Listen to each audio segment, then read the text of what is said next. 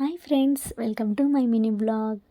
ಎಲ್ಲರಿಗೂ ಮೊದಲನೇದಾಗಿ ಯುಗಾದಿ ಹಬ್ಬದ ಶುಭಾಶಯಗಳು. ಹಾಗೆ ನಮ್ಮ ಹಿಂದೂಗಳಿಗೆ ಹೊಸ ವರ್ಷ ಕೂಡ ಇವಾಗಲೇ ಹುಟ್ಟೋದು ಅಂತ ಹೇಳ್ತಾರೆ. ಅದಕ್ಕೇ ಹೊಸ ವರ್ಷದ ಶುಭಾಶಯಗಳು. ನಾವು ಬೆಳಿಗ್ಗೆ ಬೇಗ ಎದ್ದು ಮನೆಯೆಲ್ಲ ಕ್ಲೀನ್ ಮಾಡಿ ಪೂಜೆ ಮಾಡೋಣ ಅಂತ ಅಂದ್ಕೊಂಡೆ. ಅಂದರೆ ಒಂದು ವಾರದಿಂದನೇ ಹಬ್ಬ ಇದೆ ಅನ್ನೋದಕ್ಕೋಸ್ಕರ ಮನೇಲಿ ಡೈಲಿ ಏನಾದ್ರೂ ಮನೆ, ಅಡುಗೆ ಮನೆ ಈ ಥರ ಪ್ರತಿಯೊಂದು ಏನಾದರೂ ಕ್ಲೀನ್ ಮಾಡ್ಕೊತಾನೆ ಇದ್ವಿ ಮನೆಯಲ್ಲಿ. ಯಾಕಂದರೆ ಹಬ್ಬಗಳು ಬಂತು ಅಂತಂದರೆ ಕ್ಲೀನ್ ಮಾಡ್ದೇ ಹಬ್ಬ ಮಾಡೋದಕ್ಕೆ ನಮಗೂ ಒಂಥರ ಬೇಜಾರಾಗ್ತಾ ಇರುತ್ತೆ. ಹಾಗೆಯೇ ಮನೆ ಕೂಡ ನೀಟಾಗಿರುತ್ತೆ. ಅದಕ್ಕೋಸ್ಕರನೇ ಅನಿಸುತ್ತೆ ಆಗಿನ ಕಾಲದಲ್ಲಿ ಹಬ್ಬದಲ್ಲೇ ಕ್ಲೀನ್ ಮಾಡಬೇಕು ಅಂತ ಹೇಳ್ತಾರೆ. ಆದರೆ ಯಾವಾಗಾದ್ರೂ ಕ್ಲೀನ್ ಮಾಡ್ಬೋದು. ಆದರೂ ನಮಗೆ ಸಮಾಧಾನ ಸಿಕ್ಕೋದು ಹಬ್ಬದಲ್ಲಿ ಕ್ಲೀನ್ ಮಾಡಿದಾಗ್ಲೇ.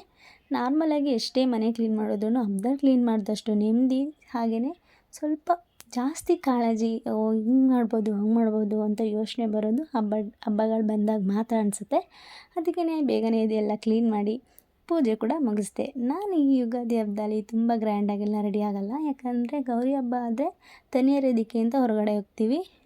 ಆದರೆ ಯುಗಾದಿ ಹಬ್ಬದಲ್ಲಿ ನಾವೆಲ್ಲೂ ಹೊರಗಡೆ ಹೋಗೋಲ್ಲ. ಮನೆ ಆಯಿತು ಅಡುಗೆ ಆಯಿತು ಅನ್ನೋದೇ ಆಗುತ್ತೆ. ಅದಕ್ಕೋಸ್ಕರನೇ ನಾನು ಸಿಂಪಲ್ಲಾಗಿಯೇ ರೆಡಿಯಾಗಿದ್ದೆ. ತುಂಬ ಗ್ರ್ಯಾಂಡಾಗಿಯೂ ರೆಡಿಯಾಗಿರಲಿಲ್ಲ.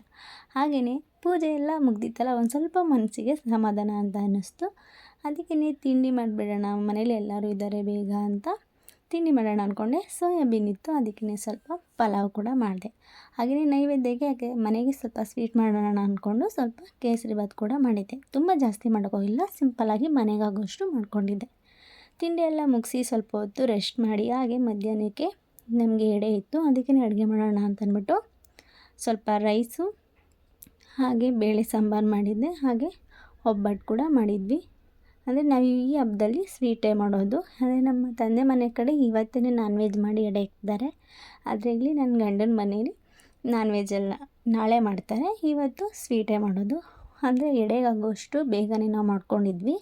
ಆಮೇಲೆ ಸ್ವಲ್ಪ ಲೇಟಾಗಿ ನಮಗೆಲ್ಲ ಮಾಡ್ಕೊಂಡ್ವಿ. ಹಾಗೆ ಸ್ವಲ್ಪ ರವೆ ಪಾಯಸ ಮಾಡೋದು. ಅಂದರೆ ಆಗಿನ ಕಾಲದಿಂದ ಏನೇನು ಮಾಡ್ಕೊಂಡು ಬಂದಿದ್ದಾರೋ ಅದನ್ನೇ ನಾವು ಪದ್ಧತಿನ ಮುಂದುವರಿಸ್ತಿರೋದ್ರಿಂದ ಆಗ ರವೆ ಪಾಯಸ ಮಾಡಿದ್ರು ಅಂದ್ಬಿಟ್ಟು ಈಗಲೂ ಕೂಡ ರವೆ ಪಾಯಸನೇ ಮಾಡಿದ್ವಿ. ಅದಂತೂ ಹಬ್ಬದಲ್ಲಿ ಮಾಡೋವಂಥ ಅಡುಗೆ ಏನೇ ಗಡಿಬಿಡಿಲಿ ಮಾಡಿದ್ರೂ ಕೂಡ ತುಂಬ ಟೇಸ್ಟಿಯಾಗಿರುತ್ತೆ. ಇದನ್ನು ಯಾರು ನಂಬ್ತೀರಾ? ಹಾಗೆ ನಿಮಗೂ ಈ ಥರ ಅನುಭವ ಆಗಿದೆಯಾ ಅಂತ ಕಮೆಂಟ್ ಮಾಡಿ. ನಾವು ಇವಾಗ ಅಡುಗೆ ಎಲ್ಲ ಮುಗಿಸಿ ಎಡೆಗೆ ರೆಡಿ ಮಾಡ್ಕೊಂಡ್ವಿ. ಅಂದರೆ ಫೋಟೋ ಎಲ್ಲ ಆಲ್ರೆಡಿ ರೆಡಿ ಮಾಡಿದ್ವಿ. ಅಡುಗೆ ಎಲ್ಲ ಮಾಡಬೇಕಿತ್ತಲ್ಲ, ಸ್ವಲ್ಪ ಹೊತ್ತು ವೆಯ್ಟ್ ಮಾಡಿ ಟೈಮಿಂಗ್ಸ್ ಎಲ್ಲ ನೋಡಿಕೊಂಡು ಎಡೆ ಎಲ್ಲ ಇಕ್ಕಿದ್ವಿ. ಎಡೆ ಎಲ್ಲ ಇಕ್ಕಿದ್ಮೇಲೆ ನಾವು ಎಡೆ ಇಕ್ಕಿದ್ಮೇಲೆ ಒಂದು 10 ನಿಮಿಷ ಹೊರಗಡೆ ಕುತ್ಕೊತೀವಿ. ಇದು ಎಲ್ಲರ ಮನೇಲೂ ಈ ಥರ ಎಡೆ ಇಕ್ತಾ ಕುತ್ಕೊತಾರೆ. ಅದು ಯಾಕೆ ಅಂತ ಕಮೆಂಟ್ ಮಾಡಿ.